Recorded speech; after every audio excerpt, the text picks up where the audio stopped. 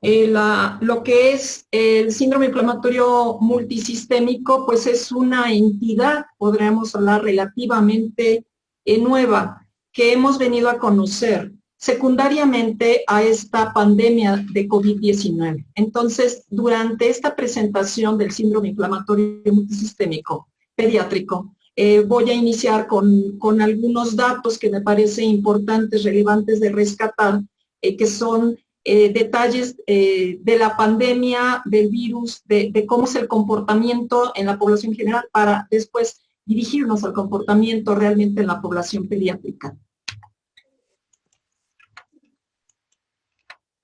Como antecedentes de interés, el 31 de diciembre del 2019, recordemos que las autoridades de la ciudad de Wuhan, provincia de Hubei en China, comenzaron a informar a la población científica mundial que en sus instituciones hospitalarias estaban recibiendo un número inusitadamente anormal de personas adultas que presentaban una enfermedad respiratoria aguda. Hasta ese momento no se conocía la causa. El 31 de diciembre del 2019, ellos reportaron 27 casos de este tipo de enfermedad. Posteriormente, como nosotros podemos apreciar aquí en la diapositiva, ese fue el gran inicio de la diseminación que presenta los casos, primero en China, posteriormente traspasa la barrera de China, las fronteras, comienzan a documentarse casos en los países asiáticos, y después fue cuestión de tiempo para que en unas pocas semanas ya se documentaran casos a nivel mundial. Recordemos que el 11 de marzo la Organización Mundial de la Salud declara que nos encontramos en una etapa de pandemia, en la cual hay afectación a una gran cantidad de países, de territorios a nivel mundial.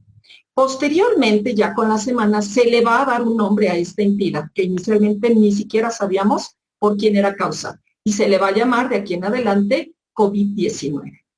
¿Cuál es el origen? El origen, hay muchos estudios que se han estado realizando para documentar cuál es el origen de esta enfermedad. En primer lugar, aclarar que es una enfermedad nueva, no se le conocía antes de esta fecha que acabo de mencionar. Los científicos presuponen que el virus originalmente vivía en los murciélagos, de ahí pudo pasar a ocupar un huésped intermediario, un mamífero, que no sabemos aún a ciencia cierta cuál es, y desafortunadamente tuvo la capacidad de transmitirse al ser humano, y el ser humano desafortunadamente adquirió esta capacidad de poderlo transmitir a otro ser humano, y eso es lo que nos ha llevado actualmente a la pandemia. Dentro de los coronavirus de importancia en la salud humana, tenemos que, pues, existían antes del 2019 9 coronavirus. Los coronavirus hemos convivido con ellos durante muchos años, se conocen desde la década de los 50 y 60. Sin embargo, hay 3 que particularmente se asocian a enfermedad respiratoria grave. Desafortunadamente, uno de ellos es el que está demarcado aquí en rojo, y es el que se le ha denominado SARS-CoV-2, que es el agente causal, el agente etiológico, este virus causal de la enfermedad COVID-19. Entonces, este virus, aquí a la izquierda de ustedes en la pantalla, pues es una partícula viral. Efectivamente, es un virus, tiene material genético, requiere forzosamente de la maquinaria celular de un ser vivo para poderse reproducir, y debe su nombre a estas espículas de proteína que vemos aquí alrededor de la partícula. Aquí está visto con un microscopio electrónico. Estas partículas, que se miden en nanómetros, se tiene que ocupar un microscopio muy especializado para poderlas apreciar. Y bueno, este es el protagonista de la pandemia, el agente etiológico. Si hablamos del agente etiológico, en alguna literatura que le demos lectura, se le llama SARS-CoV-2, o sea, el virus, el coronavirus 2, que causa la enfermedad del síndrome respiratorio agudo severo. Cuando hablamos de COVID-19 nos estamos refiriendo a la enfermedad. ¿Y de dónde viene ese nombre? Bueno, CO significa corona, VI significa virus, y D es la traducción al inglés de enfermedad, que se traduce disease. Entonces, COVID, esa es la denominación, y 2019 porque es el año de los primeros casos que fueron reportados, estos 27 casos a los cuales yo hacía alusión en la diapositiva previa, ¿de acuerdo? Y bueno, esta nomenclatura la estamos manejando desde febrero.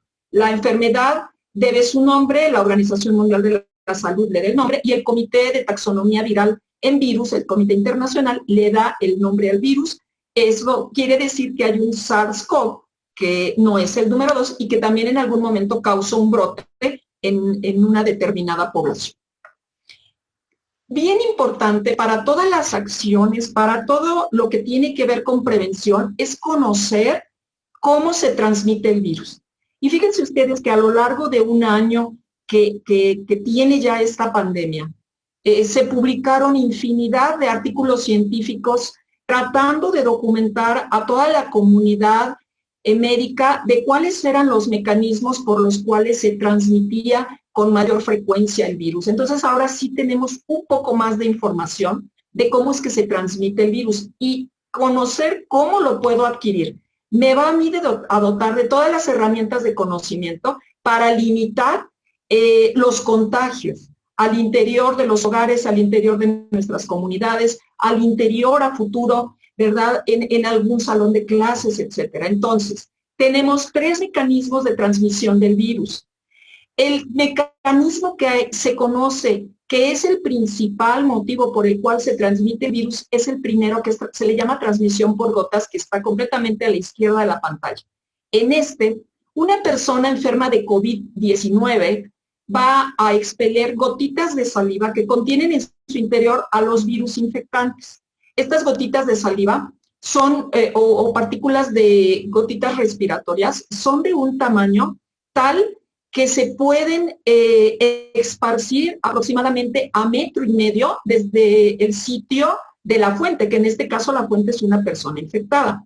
Entonces, al hablar, al toser, al estornudar, al cantar, al reírse, e inclusive al respirar a través de las fosas nasales van a salir estas partículas respiratorias que si una persona se encuentra a menos de 1,5 metros de la fuente infectante, va a adquirir o tiene altas posibilidades de adquirir la infección. Y entonces, ¿cuáles son las estrategias para disminuir esta circunstancia? Pues punto número 1, evitar la exposición. Y segundo lugar, la sana distancia, mantenernos a más de 1 metro de distancia, más de 1,5 metros de distancia de las posibles fuentes de contagio. Punto número 3, el uso del cubrebocas. Y por este mecanismo de transmisión, que es el más importante hasta el momento, es que usamos cubrebocas todos y todas al día de hoy.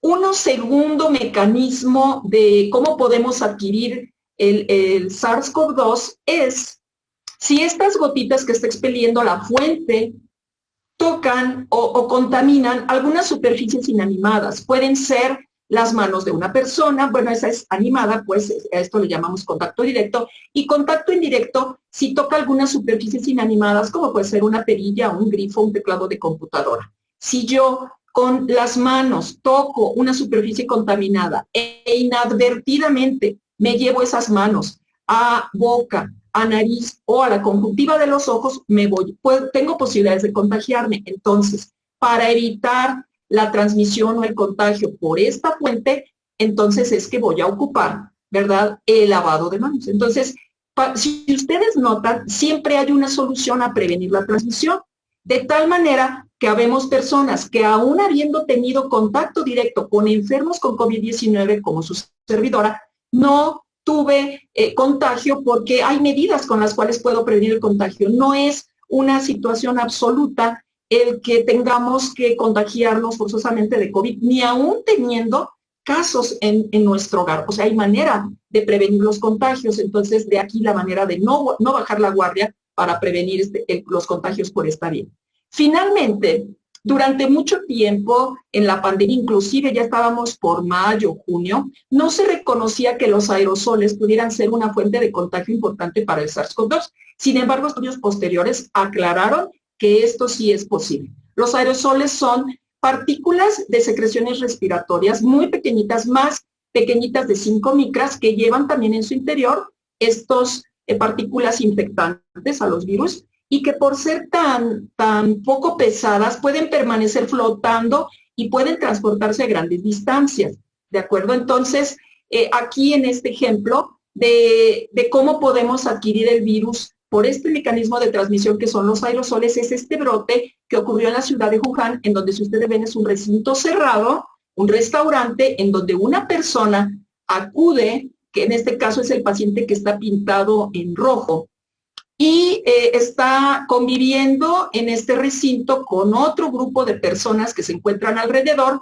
y al final de determinado tiempo que convive sin distanciamiento social en un lugar mal ventilado y con muchas personas en su interior, se llevó a cabo la presencia de casos secundarios, personas que se contagiaron aún estando a más de 1,5 metros de distancia del caso índice. A esto se le llama transmisión por aerosoles, de tal manera que la solución a este problema es la ventilación de superficies. Si mantenemos nuestros espacios ventilados, que entre luz, que entre el sol y el distanciamiento social, podemos disminuir la posibilidad de este tipo de transmisión, ¿sí? Entonces, están anotados aquí del más común al menos frecuente.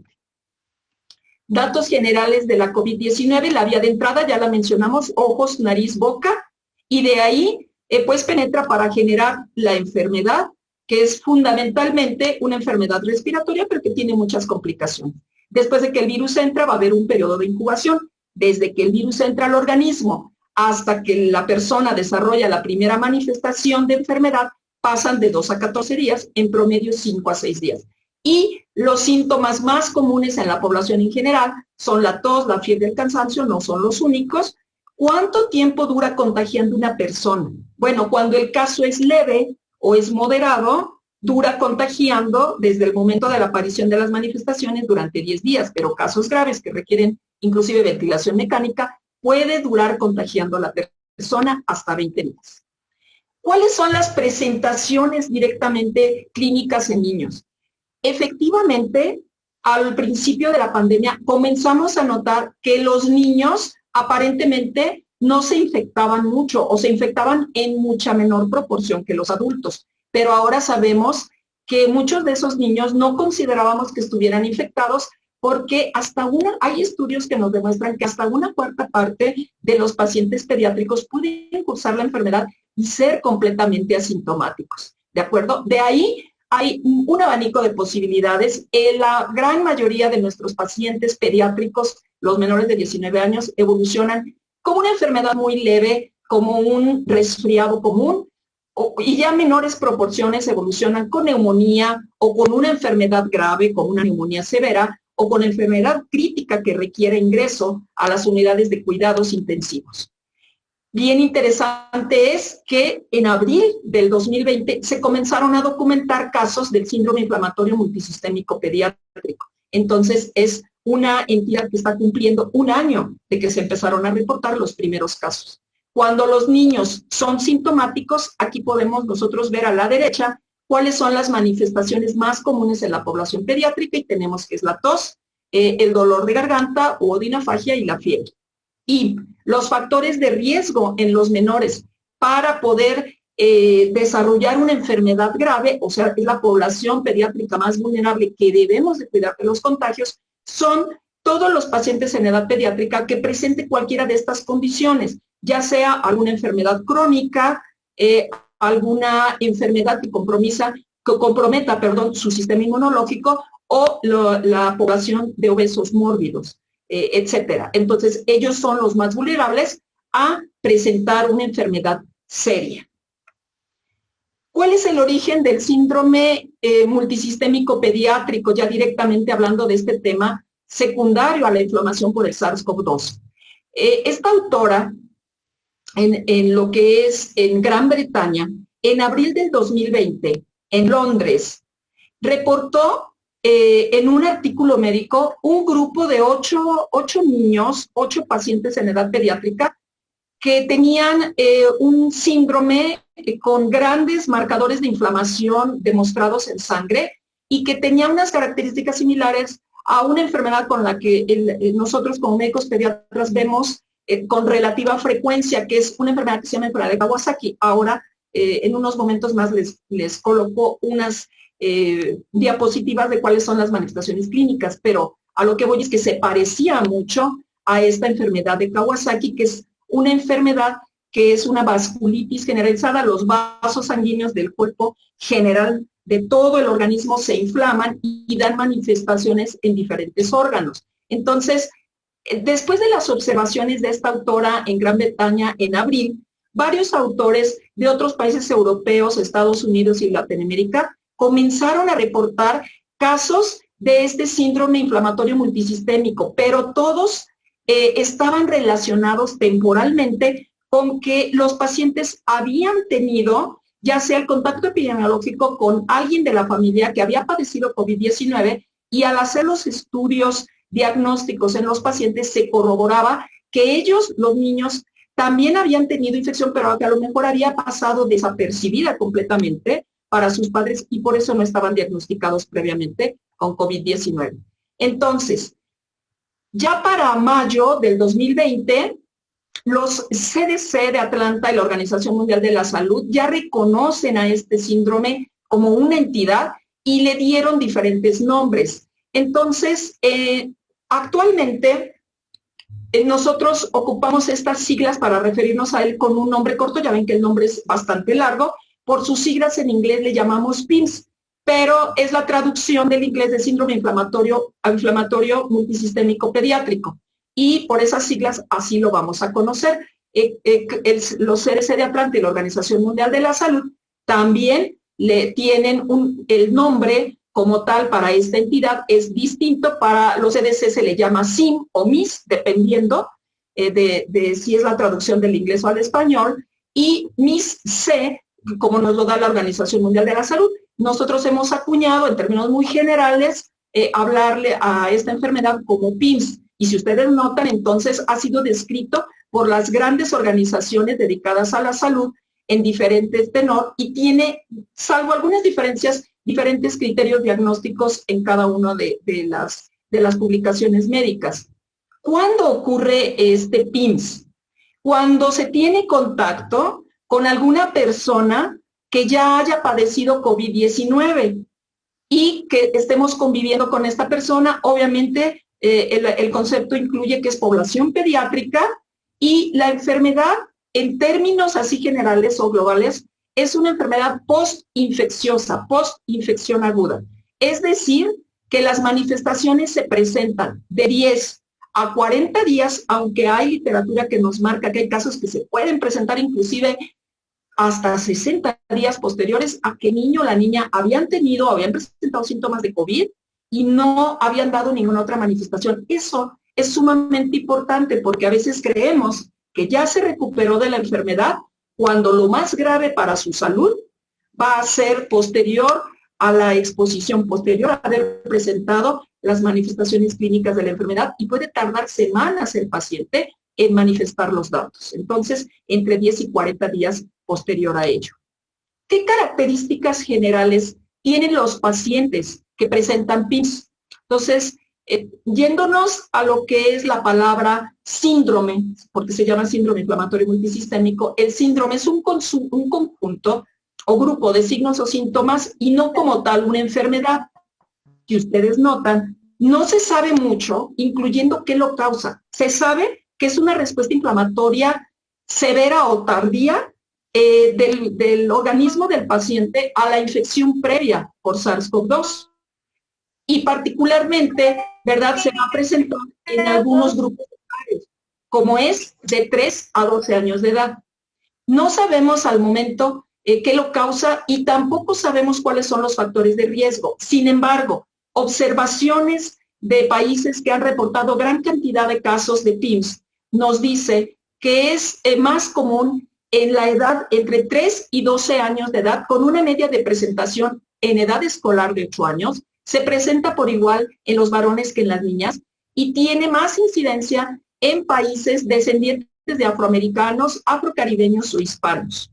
La media de duración de las manifestaciones, como les comentaba, es de 40 días, pueden ser 45, pero hay casos en donde se puede presentar hasta 60 días posteriores a que el paciente pediátrico cursó con la enfermedad de SARS-CoV-2.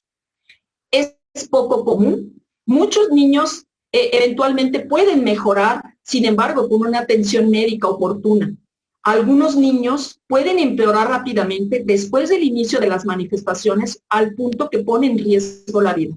La mortalidad depende de cuál sea la serie que nosotros estemos viendo, cuál sea la que estemos revisando, pero en general se calcula que puede llegar a ser 2.5% a 3% de los pacientes que desarrollan la manifestación, e inclusive hay algunos otros literaturas que nos marcan hasta el 4% de mortalidad, que es alta. Es una afección grave que inflama muchas partes del organismo, y dentro de los órganos blancos son el corazón, los vasos sanguíneos, los riñones, el sistema digestivo, el sistema nervioso como el cerebro, la piel y los ojos. Y entonces ahí es donde van las manifestaciones clínicas del paciente, a la afectación de múltiples órganos. Entonces, como podremos ya dejar entrever, si me genera una inflamación en órganos que son básicos para la supervivencia, corazón, cerebro, etcétera, bueno, pues entonces va a requerir un apoyo para el diagnóstico y el tratamiento del equipo multidisciplinario de salud. Quiero que notemos aquí un punto bien importante. Habitualmente la COVID-19 tiene como órgano blanco los pulmones del paciente, o sea, el sistema respiratorio. Y sin embargo, en PINS, noten ustedes que la afectación ocurre extrapulmonar. Generalmente los pulmones no son un órgano de choque frecuente en los pacientes que presentan PINS. Aquí tenemos cómo son las manifestaciones de la enfermedad para estar atentos en cualquiera que sea nuestro ámbito a la detección oportuna de los casos. Fíjense que yo a título personal veo que es una fortuna que la primera manifestación o la más común que presenten los niños y niñas con síndrome inflamatorio multisistémico es la fiebre.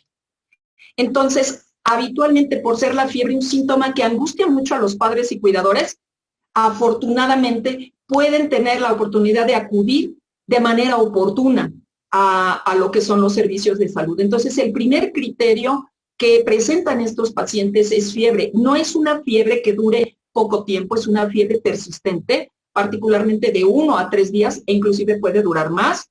Tienen manifestaciones en la piel con unas lesiones que le llamamos nosotros exantema, manchas rojas en la piel, síntomas digestivos que puede ser dolor abdominal, puede ser diarrea, dolor en las extremidades, los ojos, lo que es la conjuntiva de los ojos, que nosotros la apreciamos blanca, se ve roja, como podemos apreciar en la diapositiva, y puede tener algo que es difícil verlo a simple vista, que es la afectación cardíaca, pero hay estudios ya adentro de las instituciones donde se puede documentar cómo se encuentra esa función cardíaca, ¿de acuerdo? Yo les comentaba hace unos momentos que cuando se documentaron los primeros casos de síndrome inflamatorio multisistémico, se parecían las manifestaciones a la enfermedad de Kawasaki, que es una enfermedad con la que tenemos conviviendo hace muchos años. Entonces, bueno, ¿por qué se parecía? Por el exantema o las lesiones en la piel que presentaban los niños y las niñas, y también por la afectación cardíaca. Por el resto, hay algunas manifestaciones que nos hacen la diferencia clínica a los médicos, como es que en la enfermedad de Kawasaki hay crecimiento de los ganglios linfáticos, edema o aumento de volumen o hinchazón en las manos y los pies, y se caracteriza por gran inflamación de las mucosas, como puede ser la lengua o los labios. ¿De acuerdo? Bueno, la importancia, la trascendencia, reitero, de conocer las manifestaciones iniciales del síndrome inflamatorio multisistémico pediátrico es reconocer que puede causar, si no se diagnostica y se trata oportunamente, con falla renal, con infartos cerebrales, con formación de coágulos o trombosis a cualquier nivel de la economía, secuelas importantes a nivel de corazón y que puede llevar, en algunos casos muy severos o que no fueron atendidos apropiadamente, oportunamente, a la muerte del paciente, cuando eran niños y niñas que previamente se encontraban sanos, ¿de acuerdo? Entonces, esa es la trascendencia de conocer las manifestaciones de PINS. Yo les explicaba que como hay una gran cantidad de información ya actualmente, la Organización Mundial de la Salud, el Colegio Real de Pediatras del Reino Unido, los CDC de Atlanta. Cada una de estas instancias tiene su propia definición operacional que le llamamos de qué es un caso de PIMS o cuál no, sobre todo para que el personal médico pueda pensar en el diagnóstico. Sin embargo, todas estas definiciones tienen 6 elementos principales que son muy sencillos. 1, las manifestaciones se presentan en la edad pediátrica. 2, el paciente invariablemente va a tener fiebre, lo cual yo lo veo como una ventaja diagnóstica. 3, todos los pacientes cursan con, si le tomamos estudios en sangre, marcadores de inflamación importantes, con disfunción de órganos y finalmente van a tener ausencia de un diagnóstico alternativo. Hay que hacer diagnósticos diferenciales porque, bueno, lesiones en piel, pues hay que descartar que no sea una rubiola, una enfermedad exantemática, una varicela, etcétera. Hay muchas enfermedades que cursan con lesiones en piel. Y lo más importante que viene en rojo, los pacientes tienen el antecedente, ya sea epidemiológico o corroborado, de que tuvieron convivencia con un caso de enfermedad de COVID-19. Para el tratamiento de estos pacientes se requiere un equipo multidisciplinario, es decir, estos pacientes no pueden en general atenderse de manera ambulatoria, en un consultorio, con alguna receta médica, no, son pacientes que requieren hospitalización. Algunos van a requerir hospitalización en terapia intensiva, algunos van a requerir hospitalización, pero todos invariablemente requieren un protocolo de estudio en un servicio de urgencias. Entonces, esto es importante. Y de la premura con que otorguemos, con que demos el diagnóstico y otorguemos el plan de tratamiento que va dirigido a procurar desinflamar, a modular la respuesta inmune para disminuir la posibilidad de las complicaciones, es en términos generales el manejo que requieren estos pacientes, es como el paciente puede sobrevivir sin daños o secuelas. Aquí en nuestro estado, hasta el día de ayer, hemos tenido 15 casos en el estado de síndrome inflamatorio multisistémico en niños. Y bueno, entonces recordarles estos signos de sospecha, nosotros le llamamos signos de alarma. Cualquier paciente en edad pediátrica que tenga fiebre, los ojitos rojos, molestias gastrointestinales, ronchas o lesiones en la piel, motivo suficiente para inmediatamente acudir a unidad de salud. Y de la difusión importante que todas y todos hagamos a esta enfermedad, seguramente vamos a tener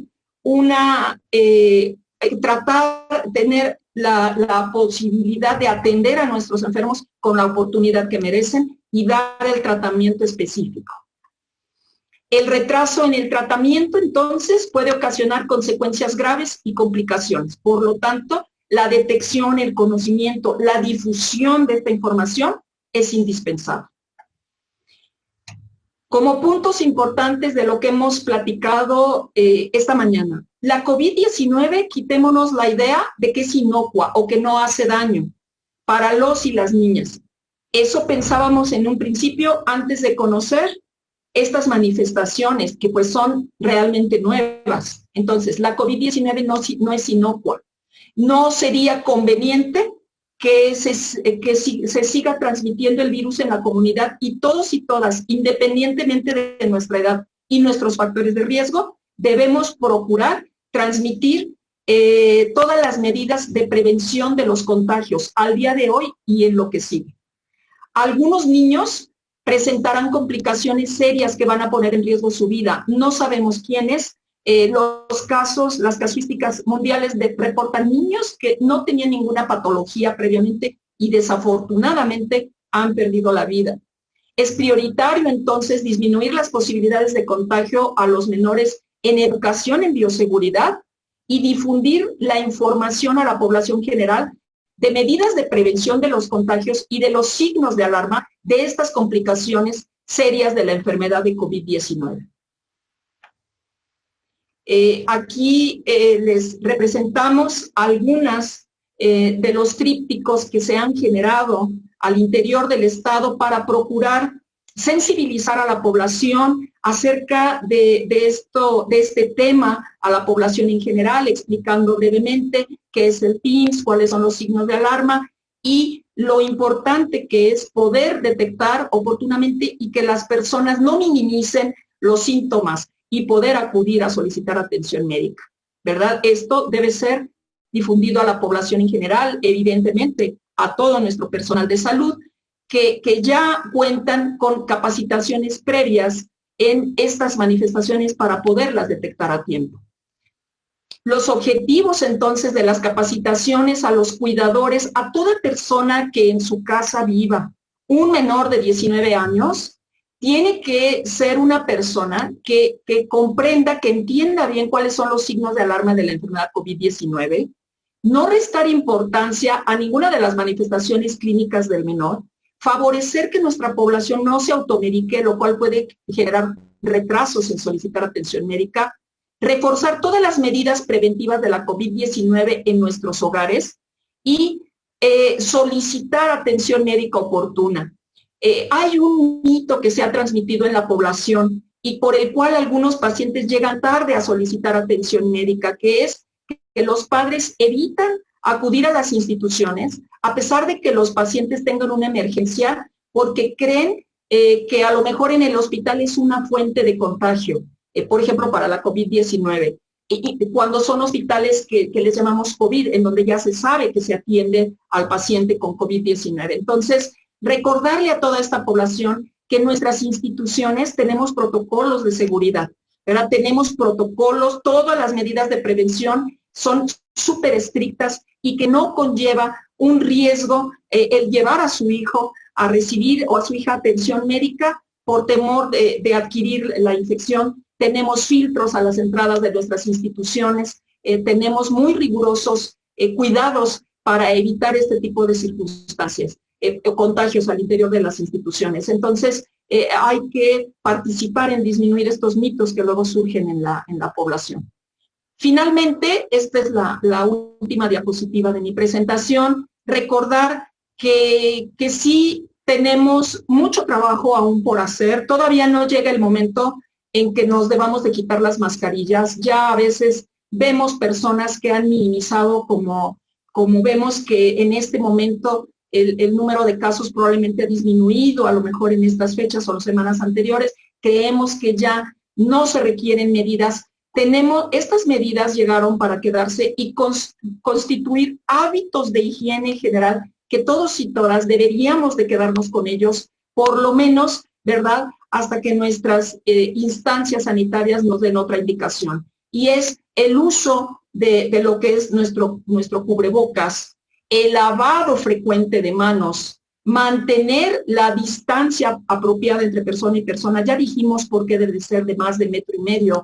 Maximizar nuestras actividades al aire libre, evitando acudir a lugares cerrados o mal ventilados, minimizar el número de contactos con quien vamos a convivir y si tenemos la desafortunada situación de habernos contagiado a pesar de llevar a cabo las medidas, pues me quedo en casa para evitar el contagio al interior de nuestras comunidades, ¿de acuerdo? Entonces, estas son y siguen siendo las medidas más importantes para poder prevenir y son efectivas. Créanme que son bastante efectivas, pero únicamente cuando las constituimos en un hábito que debemos de llevar día con día. Yo les agradezco muchísimo la atención que me dispensaron a esta presentación y pues quedo aquí a sus órdenes. Muchísimas gracias.